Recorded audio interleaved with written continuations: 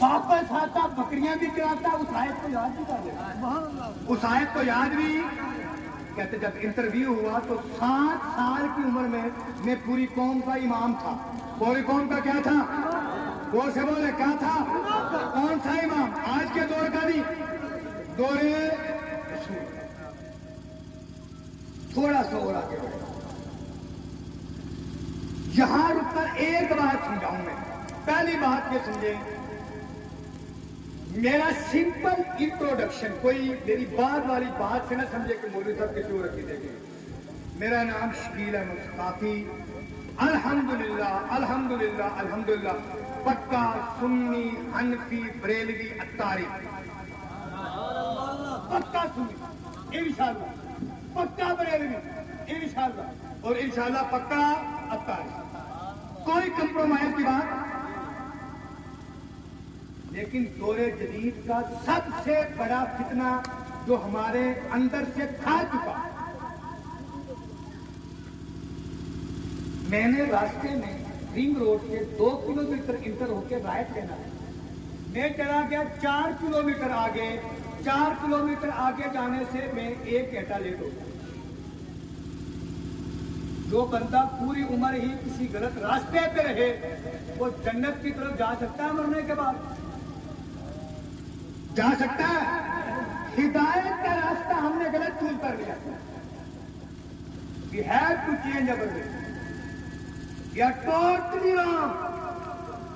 Totally wrong راستے پہ جا رہے ہیں۔ لقمان حکیم نے دنیا کے لیے لاکھوں نصیحتیں کی، اپنے بیٹے کو ایک نصیحت کی، کہنے لگے میرے بیٹے جالس العلماء، بس بینڈ ایک جملہ بس، کہنے لگا میرے پتر علماء کی صحبت کو لازم پکڑ کے رکھنا، بس۔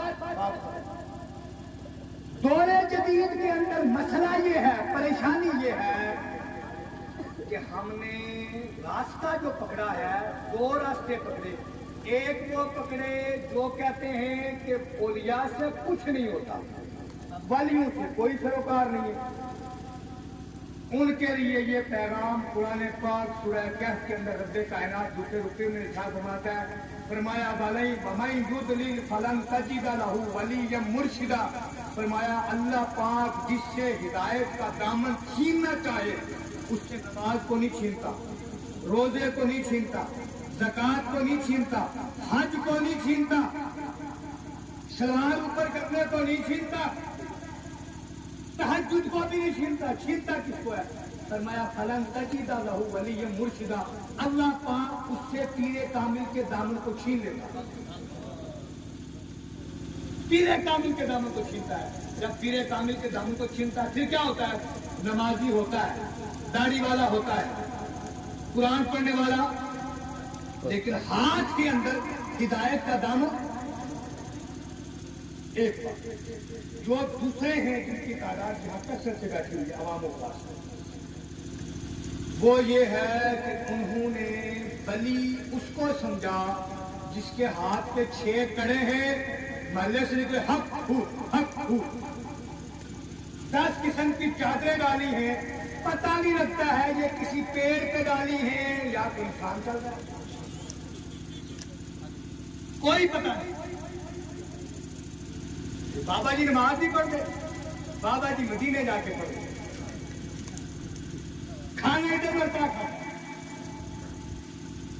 چائے ادھر پیتا ہے، نماز ان کا پتہ مدینے جا کے پڑھتا ہے۔ ایسے پیر تو کرو اندر بند کا حضرت جہاں نماز پڑھتے ہو کھانا بھی بھائی جا کے کھاؤ، 2 دن میں ساری کرام سے چھوڑ کے اگر ہاتھ نہ جوڑ کے تو نام بدل دے رہا۔ میں اب ان کی طرف آ رہا ہوں، اپنی طرف۔ کمی کیا ہے؟ سمجھا یہ کہ جو پھوک مارے شوق شوق شوق شوق وہ سب سے بڑا ولی ہے۔ دوسرا کنسپٹ، بندہ ایک گزرا تاج محل کی گاڑی میں ہے، چہرے پہ داڑھی کا نام نہیں ہے، ابھی 10 بجے اٹھ کے منہ ہاتھ دھو کے کریم لگا کے باہر نکلا ہے، لوگ ہاتھ چوم رہے ہیں، یا تو کریم چاٹتے مزہ آتا ہے یا کچھ کیوں ہاتھ چومتے ہو؟ یہ باجی صاحب کا مزہ ہے۔ اچھا نماز پڑھی، منڈا हाजी साहब रात में। अच्छा तो मेरे यार एक काम क्यों नहीं करता? तेरे फलाने जगह की रोड फंक्शन नहीं होता, जा डीसी के बच्चे से साइन करवा। डॉक्टर साहब बिजी है यार, टाइम नहीं है। डॉक्टर साहब के बेटे से ऑपरेशन करवा ले। नहीं कहेंगे ना ना, डॉक्टर का पुत्र होना डॉक्टर के लिए काफी। डीसी बनने के डीसी का पुत्र होना जरूरी, लेकिन नबी का दीन इतना लावारिस है, इतना लावारिस है कि बस पीर का पुत्र है तो पीर ही पीर है। तुम्हें ये किसने बताया? शेख सादी कहते हैं तिस्रे नूह बदान शीश ऐबे नबूवत गुमशुद। नूह अलैहिस्सलाम का बेटा गुरु के साथ बैठा, नबी का बेटा, नबूवत का खानदान खत्म हो गया। और सुने, there is no concept of सजादा नशीनी इन इस्लाम। इस्लाम के अंदर गद्दी नशीनी और गद्दी नशीनी का कोई कांसेप्ट नहीं है। तो क्या है कहता हूँ, द सिंपल डेफिनेशन ऑफ सजादा नशीनी क्या है? सजादा नशीनी ये है, बाप कहे पुत्र से मेरे बच्चे, मैंने इस मुसल्ले, सजादा कहते हैं मुसल्ले को, मैंने इस मुसल्ले के ऊपर 1,00,000 मरतबा, 1,25,00,000 मरतबा, 1.25 करोड़ मरतबा दूधे पाक पड़ा है। इस सज्जादे को, इस मुसल्ले को मैं तेरे हवाले कर रहा हूँ, इसकी लाज रखना। लाज कैसे रखना? सुबह 10 बजे उठ के नहीं धोना। जब रब की रहमत पुकारती हो सुबह सारी के टाइम, उस टाइम उठकर इस मुसल्ले पे खड़े हो जाना। इसके ऊपर मैंने नाखून माफी पड़ेंगे मेरे पुत्र, इसकी लाज ये है जब सारी दुनिया सोती हो तो डाल देना। रात सोए के बेदर्दान नींद प्यारी आवे, दर्द मंदानू जाल सजन दी सुतिया आन निकाले। पीर का असल पुत्र वो है जो सुबह 3:30 बजे रब की याद आए तो उसके मुसल्ले पे खड़ा हो जाए, उसको ख्याल आए मेरे बाप का सजादा है। ये उस बाप का है जिस बाप ने इस मुसल्ले को पत्थरों पे बिछा के सजदे किए हैं। यहाँ मैं अपनी बंद कोठरी में बिछा के सजदे करूँगा। ये है सजादा नशीनी। और सुने, जो गुज़श्ता औलिया गुजरे हैं, मेरी बात पर कोई मुंह न बनाए। जिसको बात बनती हो तो सवाल बनाए, मुंह बनाना तो कमाल की गाली में पूछो। कंसेप्ट ये था, सजादा ये उसी को मिलता था अगर बाप वक्त का पाए का वली होता था, मरते वक्त को नजर डालता था मेरा बच्चा इसके काबिल है कि नहीं, गद्दी के काबिल नहीं, मेरा बच्चा तकने के लिहाज से इस मुसल्ले को संभाल सकता है या। अगर बेटा उस लेवल पर ना हो, वाकया लंबा हो जाएगा, मैं उसकी तरफ नहीं जाऊंगा, मेरा टॉपिक छूट जाएगा। वरना मैं आपको ऐसी मिसालें बताऊं, रब्बे काबा की कसम ये कुर्सियां कांपने लगे। और यहाँ का ये दस्तूर रहा है, जो उनको वजू के लिए पानी देते थे, अपने बच्चों को सजादा ना बनाया, उनको बना दिया। इसलिए कि वो जानते थे कि मुझे पानी देकर वजू के लिए खुद पानी लेकर मुसल्ले पे खड़ा होता है, मेरा बच्चा सोया रहता है। आज दे पीर जी 2 नंबरी गति बनाई है। मेरे बाद मेरा पुत्र मालिक है, किसका मालिक है? बोले चौधरी साहब आएगा कांपते हुए, बाबा वो जिसकी बकरियां 10 मार गई नेजे के ऊपर, गुर्बत का मारा हुआ है। कहा जाऊं यार, बाबा को एक भेड़ दे ताकि आगे क्या हो जाए, अगले साल जी जाए। कोई बाबा 10 पहले मर गई थी, एक तीर की मातम में लगा दी, हो गई 11, 10 गैया मार पहले, 1 लाख किसकी मातम दो। पीर का काम क्या है? पीर के ओए मेरे मरीदार, मेरी 10 मार गई, और चल यार कोई बात नहीं, मेरे पास लोगों की दी हुई नियाज 15-20 है। ओए मेरे मरीद, मैं तेरा यार हूँ, दुनिया में भी यार हूँ, आखिरत में भी यार हूँ, चल जाओ मेरे मेले में से 5 निकाल के चलाओ। ये है पीर, ये है पीर, ये है पीर। और दूसरी बात, नियाज लेने देने का अगर इसके अलावा किसी के पास कंसेप्ट हो, मैं अपनी गाड़ी इनाम में देके चला जाऊंगा। न्याज देने का कंसेप्ट ये है, अमीर मुरीद से पीर न्याज ले, गरीब को दे। मैं रास्ते में आ रहा था, एक मदरसे का तालिब इल्म परेशान था, हाथ में बैग था, میں نے پوچھا پترا کہاں جا رہے ہو؟ کہہ رہے گھر جا رہا ہوں. جاتے کیوں نہیں؟ کہاں حضرت میرے گھر تک لگتا ہے 200 روپیہ کرایہ, میرے پاس کرایہ میری جیب میں پڑا ہے 5000 روپیہ.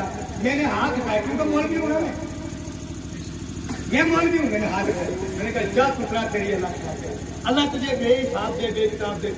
دل نام مولوی دے 5000 کا تیری جیب میں دعا دینے لگے. اس کو دعا کی ضرورت نہیں ہے, تیرے جیب سے نکلے والے 200 روپے کی ضرورت. پیر صاحب کے پاس گیا بندہ, کوئی مرید, علامہ اقبال کا دور. اور اقبال کون ہے؟ فلسفی ہے, کون مل جاتا ہے, کون ہے؟ اقبال کے دور میں گیا کوئی بندہ, اقبال کے گھر کو نہیں گیا تھا بڑا پیر صاحب. لوگ آتے, مرید ملتے واپس چلے جاتے. ایک بوڑھا بابا آیا کانپتے ہوئے. وہ دور تھا پرانا, اس دور کے اندر 1000 روپے کی بڑی قیمت تھی. آیا پیر صاحب کے ہاتھ میں تو رو کے کہنے لگا, پیر صاحب کیا پوچھتے ہو, 1000 روپیہ قرضہ ہے میرے اوپر, اور ساتھ میں بچی کی شادی. پیر صاحب کا بیٹ نیازوں سے بنا ہوا تھا, کیونکہ پیر سال میں 1 مرتبہ لوہے کا مچ پھیرتے, لوہے کا. پیر صاحب مچ پھیرنے کے ہوئے تھے, بیگ پورا پیسوں سے بنا ہوا تھا. بیگ بنا ہوا تھا, انہوں نے مجھے لا کے دیے, کہا مولوی صاحب پیر کو آپ کبھی نہیں دیں گے. سمجھو آپ سنے بات. جب بابا پیر صاحب نے ہاتھ اٹھایا, کہا جا اللہ پاک تیری خیر کرے, اللہ تیرے قرضے کو دور کرے, سارا کچھ کرے. پیر صاحب نے کرنا کیا تھا؟ کہتا مریدار تیری بچی کی شادی کی ہے, 1000 کرتا ہے. آج کا دور نہیں ہے 1000 والا. اقبال کے دور میں 1 لاکھ کی بڑی قیمت تھی. 1 روپے کی 1 مان مکھی ملتی تھی. تو بات صحیح ہے کہ غلط ہے؟ 1 روپے کا سیر مکھن ملتا تھا. آج کسی کو 1 روپے لے کے مکھن لینے جاؤ بہت مارے گا, اس لیے بھاگ کے آتا ہے واپس. لیکن اقبال کے دور میں 1 روپے کا سیر مکھن ملتا ہے, بڑی پہلی. اقبال دیکھتے رہے, قربان جاؤ اقبال کے اوپر. میں کبھی اقبال پکڑتا ہوں تو زمین کے اندر گڑ جاتا ہوں. اقبال تمہیں کیا چیز ہے؟ اوہو, اقبال دیکھتے رہے. جب بابا واپس جانے لگا تو کانپتے مرید کے پیر صاحب کے ہاتھ میں 100 روپیہ پکڑایا. کہا حضور یہ نیاز رکھو, دعا کرنا. پیر صاحب نے وہ نیاز جیب میں ڈالی, مرید چلا گیا. اقبال کے چہرے پہ مسکراہٹ آئی. پیر صاحب نے دیکھ لیا تو اس وقت تو کچھ نہ بولے, لیکن انتظار کرتے رہے. شام ہوئی تو پیر صاحب آج کو بولا, اقبال تیرے گھر پہ ہوں, اس کا مطلب یہ نہیں کہ تم مجھے ہنسے گا. کیا ہو گیا؟ کہا اس وقت آپ ہنسے لوگوں کے سامنے بولے. اقبال کی آنکھوں میں آنسو آئے, طرز عمل بدلا. اقبال کہنے لگا پیر صاحب بہت بڑی غلطی ہے, بات رونے کی تھی میں ہنس اٹھا, غلطی ہے. کہا جو غریب تمہارے پاس آہو پکار کرتے ہوئے آیا, جب آیا تھا 1000 کا مقروض تھا, اور جب آپ کے پاس سے واپس گیا 1100 کا.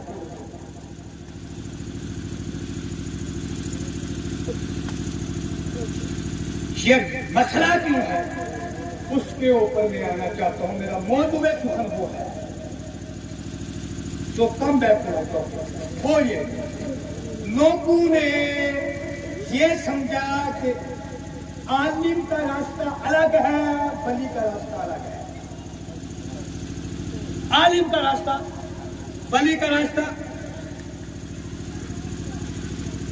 سمپل سوال, آج کے دور میں جو بندہ فائٹ ٹھیک کرتا ہے, شام کو روپیہ 2000 نارملی کو جیب میں لے کر آتا ہے, مہینے کا خرچہ نکال کے 40,000 کا کما لیتا ہے. کماتا ہے کہ نہیں پاتا؟ لیکن ایک بابا وہ ہے جو کہتا ہے یار کوئی بات نہیں, میں اپنے بچے کو نبی کے دین کو دوں گا. یار میرے بڑھاپے کی خیر ہے, مجھے پتا ہے میرا بچہ جب یہ دین کی تعلیم پڑھ کے کسی مسجد کا امام بنے گا, اس نے کسی ٹاپ لیول کے ہاسپٹل میں میرا علاج نہیں کروا. اس ہاسپٹل میں 70,000 کی فیس ہوگی, یہ 9,000 کمانے والا اس فیس کو پورا کر سکے گا. لیکن وہ کہتا ہے کوئی بات نہیں, یہ میرا پتر میرے قیامت کا سرمایہ بن جائے گا, یار یہ نبی کے دین کا وارث بن جائے گا. وہ بابا سوچتا ہے کیا, وہ کہتا ہے یار اگر میں نے بھی اپنا بچہ دین کو نہ دیا پھر اس قوم کا امام کون بنے گا, یار اس قوم کے جنازے کون پڑھائے گا, یار یہ قوم کے شرابیوں کو کون سدھارے گا, یار یہ قوم نشے میں پڑ گئی ہے, یار ہر تیسرا جوان نشے کی لت میں آ کے مر رہا ہے. جموں کے اندر جتنے گجر برادری کے اندر لوگ مر رہے ہیں ان میں سے 85% تعداد جوانوں کی ہے. یار اس کو کون بچائے گا؟ بابا کہنے لگا چل کوئی بات نہیں یار میرے پتر کوئی بات نہیں, میں بڑھاپے کے اندر آپ کا سہارا نہیں بنا رہا ہوں, رسول اللہ کے دین کے لیے ایک پلر بنا رہا ہوں. وہ ایک بچہ مدرسے کو دیتا ہے, وہ بچہ مدرسے میں آتا ہے, ٹھوکریں کھاتا ہے, مشقتیں برداشت کرتا ہے, اس کے بعد قوم کا امام بنتا ہے. قوم کا دیتی ہے 8,000 9,000 حد ہو گئی تو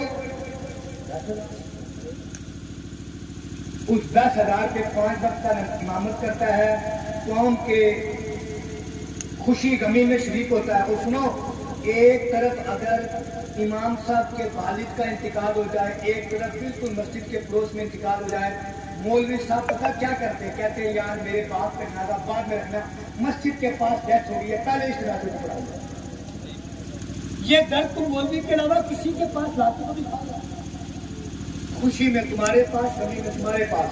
عید کے اوپر ہر بندہ گھر جاتا ہے سوائے مولوی کے.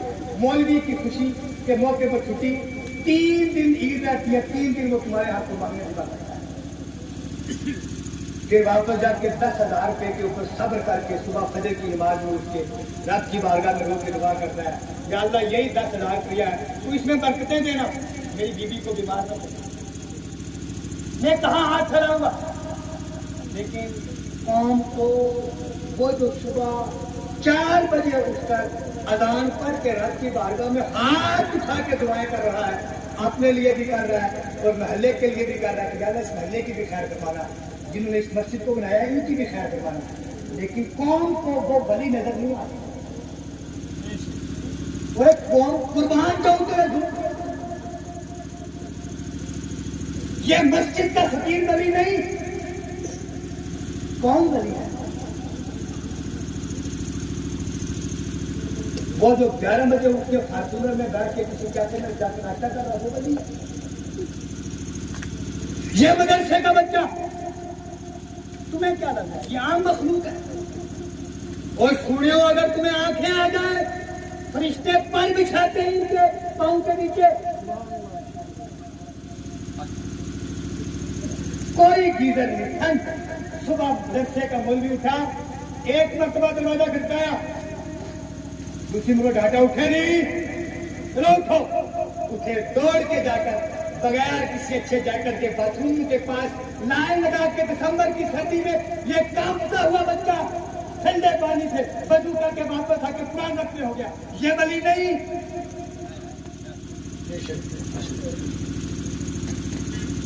میرے قوم نہ کر اتنے ضرور, اور سونے نہ کرو, نہ کرو. ولی کون ہے؟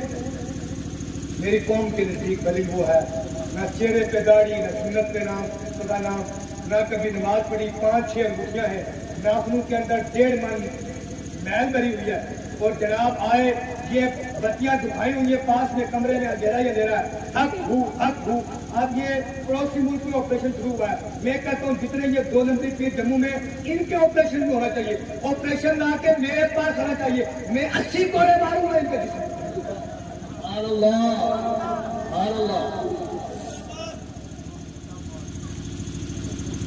نہ میرے یارو, اپنے بھی خفا مجھ سے ہے, بیگانے بھی نہ خوش ہے. میں زہر حلال کو کبھی کون سکتا, یہ کون زہر پی رہی ہے. میرے یار تجھے بتاؤں میں ولی کہاں ہے, میرے پاس دعا کے لیے مت, میں گنہگار ہوں, چڑھتی جوانی ہے, یہ آنکھیں پر نگاہی کا شکار ہوتی ہے. سن میرے یار, دعا کہاں کروا, یہ مدرسہ قائم ہو رہا ہے یہاں, تب یہاں گھر سے نکل کے جب بہت پریشان ہو جائے, رب کعبہ کی قسم میں تمہیں گارنٹی سے کہتا ہوں, گارنٹی کے ساتھ کہتا ہوں, گھر سے نکل کے چپکے سے آ کے دیکھ کون سا پھول جیسا بچہ ہے جس کے جسم پہ کپڑے پھٹے ہوئے ہیں, اس کو ذرا سینے سر پہ ہاتھ پھیر, اس کو کہو میرے پتر کیا چاہیے. جس طرح اپنے بچے کو دکان پہ لے کے جاتا ہے, یہ نہیں کرنا.